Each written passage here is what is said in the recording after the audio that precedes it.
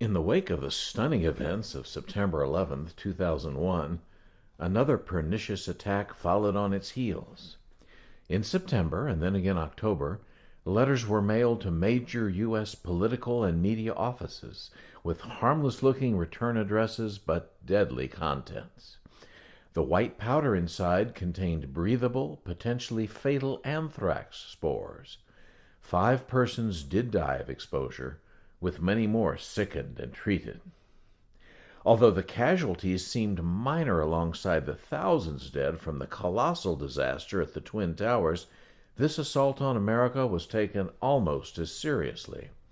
If biological weapons could be freely dispersed, resulting in death and terror, then no one's health, anywhere, could be assured. Investigators felt enormous pressure from the nation's leaders. Catch the anthrax killer now. Their first major target was poorly chosen. Almost nothing tied bioweapons scientist Stephen Hatfield to the crime except vague innuendo about his feisty personality. In the course of pursuing Hatfield, culminating in the laughable draining of a pond near his home and the confiscation of a turtle trap, the FBI looked overzealous at best, inept and desperate at worst. Hatfield fought back vigorously, winning a multi-million-dollar settlement for the harassment he endured. Though clearly not the Bureau's finest hour, pressure on them remained. Who was the anthrax killer? Another of the small fraternity capable of anthrax production, Dr. Bruce Ivins, emerged as a much more likely suspect.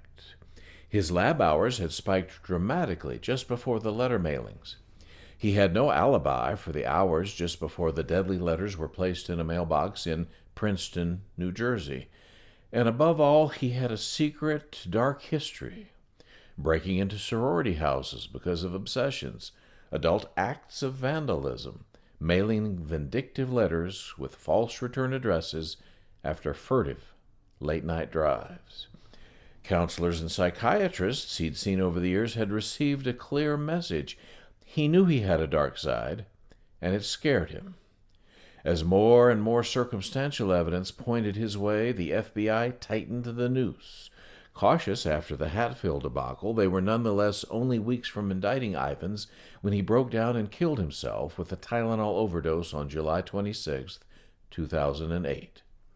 U.S. authorities concluded that Ivins had tried and punished himself.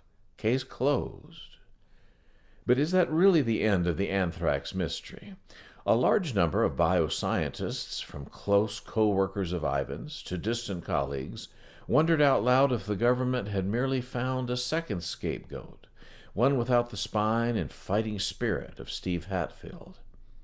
They wondered how so much powdered anthrax could be produced, with no traces found in Ivins' lab or home or automobiles. And a National Academy of Sciences report declared the provenance of the lethal anthrax too complex to determine, and thus not necessarily leading back directly to Dr. Ivins. For years now, the debate has continued. Was Bruce Ivins the anthrax killer? And if not, who was? Join us as we explore a fascinating file.